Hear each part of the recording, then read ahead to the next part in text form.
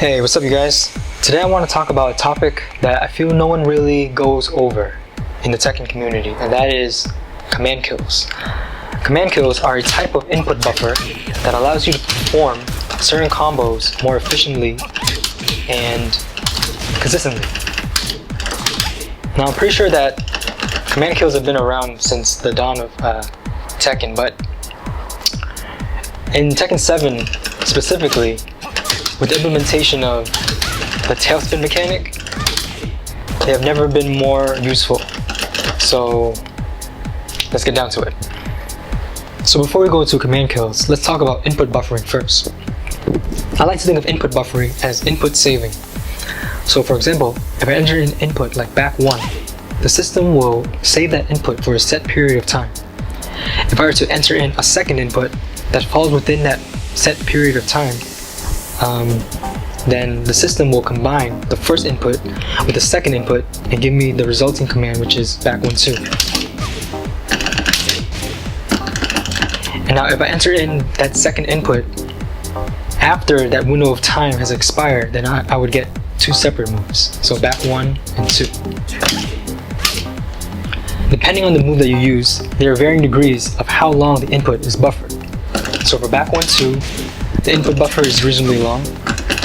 For delayable strings like down back 2 1 2, the input buffer is a little bit longer. And for jab strings like 2 1 and 1 2, you either commit to the jab string or you just get separate moves if you do too slow. In order to increase the amount of time that an input is saved, you simply hold down the button. As long as you hold down the button, the input will always be saved. So you can choose to save 1 input at a time, you can choose to save 2 inputs at a time, 3 inputs at a time, or even 4 inputs at a time. You can even save directional inputs.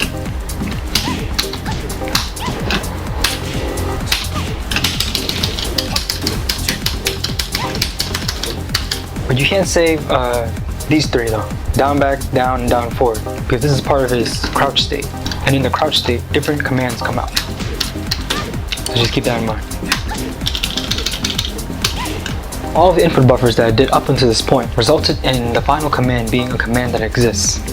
So I have back 1, forward 4, 1 plus 2, 3 plus 4, back 3 plus 4, and even sidestep 3 plus 4. All of these commands exist. What's interesting is that forward 3 plus 4 doesn't exist. See, by itself, this move doesn't exist in Dragunov's command list. So it makes sense that you do it via input buffer, it doesn't exist as well.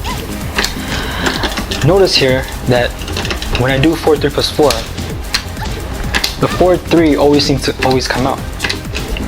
This is because when you have inputs combining and they equal a command that doesn't exist, one input will always have priority over the other one. This is known as a command kill. You could think of it as a partial input buffer or a selective input buffer. See? In this one, the forward 4 doesn't come out, the 4 doesn't come out, the 3 doesn't come out, only forward 3. And what makes this command kill particularly useful is that they have the ability to cancel while running states. In the while running state, only certain moves can come out. So while running 2, while running 1, while running 3, the running slash kick, while running 4, the running slide, and while running 1 plus 2, the running cross chop. The traditional way to cancel a while running state is just simply tap back. Or you can do a move plus a direction. Most of these directions will work, with the exception of the forward direction. Because say for example, I wanted to run up and do forward 3. If I do that, a while running 3 will always come out, because the system will always ignore that forward input. But command kills are a clever way around that problem.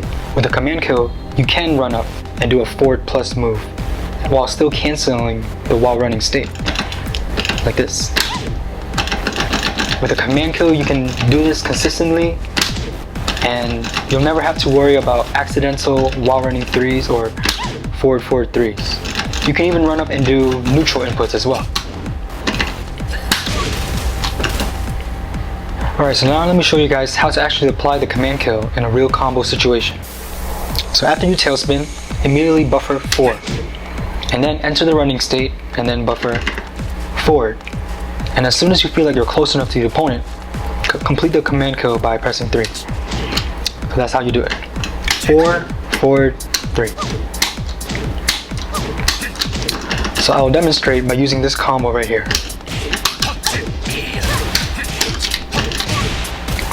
So that's a 7-hit combo, including the tailspin. Without command kills, this combo is basically impossible. Because first of all, the opponent is knocked so far away, and then this tailspin move recovers so slowly, and then you have to run up and then tap back and then forward. All that is very, very difficult. But with a command kill, it's very easy.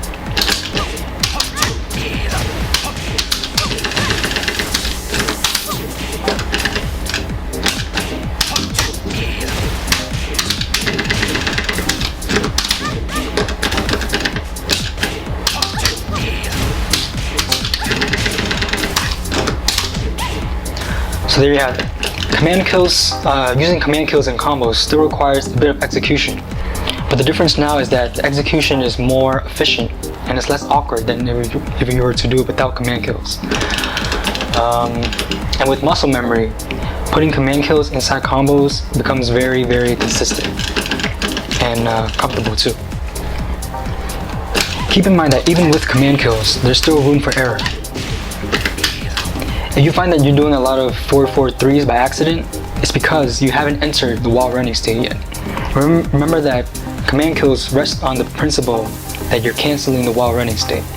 So if you haven't entered the while running state yet, the input buffer system might take over and read your supposed forward 3+4 as a forward 3+4. So if you want to be consistent at using command kills in your combos, you have to practice entering the while running state as fast as possible.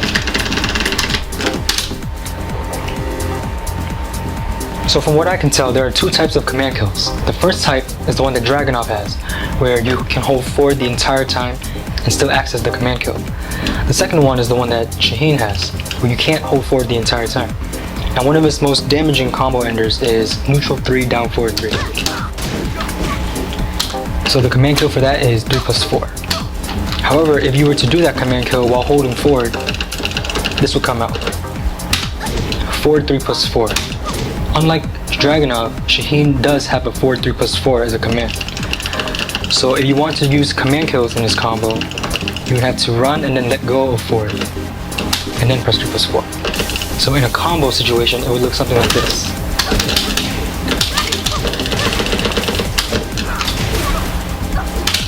It's slightly more difficult than the first type, but it's definitely better than having to run and then tap back to cancel the while running state. And for Shaheen, this is a very useful command kill because some of his combos involve you having to do neutral 3 multiple times, like this combo right here.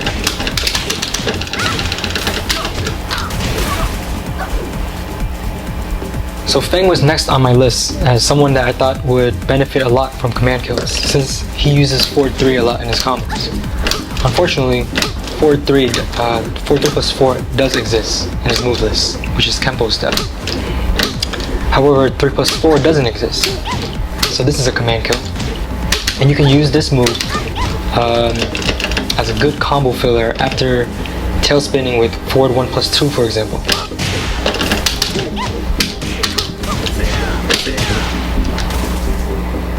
Leo doesn't really need command kills because most of his combos end with forward 4. And with forward 4, it's virtually impossible to accidentally have a running slide come out, using the distance covered by a tail spin. However, if you want to end your combos with something like 3-2-3, which has pretty good wall carry, then you can use command kills to help you with that. So instead of 3-2-3, it's 3+4 to 3+4.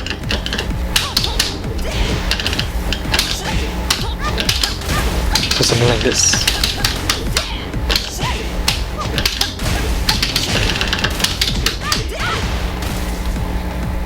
Personally, I feel that Josie suffers the most from the lack of command kills because most of her combos involve forward 3s and neutral 3s. And to pull off these combos, I have to do it the normal way by running up and then tapping back to cancel the while running state. This is because she has a multitude of 3+4 moves and directional 3+4 moves. So there's really no room for command kills. However, this is a good segue into rage arts. So when rage becomes a resource, every character in the game can benefit from command kills. It's technically not a command kill because like the down forward 1+2 rage art command exists, but it only exists conditionally. So this means that it's sort of like a it's still kind of like a command kill. But the most important thing is that the rage art command still has the ability to cancel the while running state, and that's what we're looking for basically. So in order to use rage arts after a tailspin, an easy way is to buffer the 2, and then after you tailspin, you buffer the 2, and then as you're running up, just press down forward 1.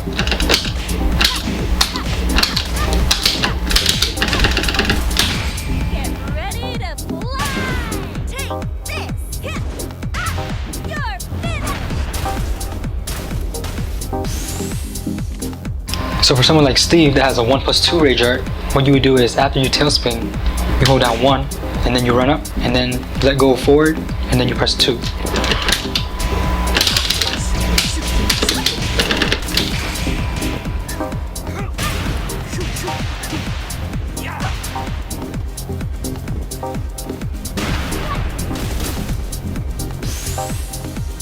So Katarina has a 3+4 rage art, which is similar to Steve, but this time you would, after tail spinning, you hold down 4, run forward, and then let go forward, and then press 3.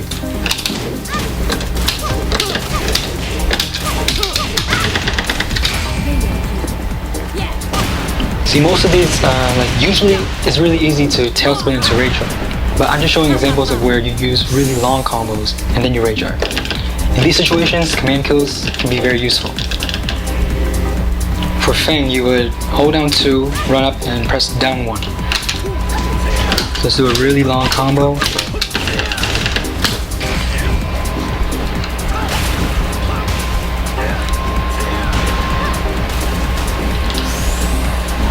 So for Xiaoyu, her rage art is back 1+2. So what I would do is I hold down 2, run up, and then press back 1.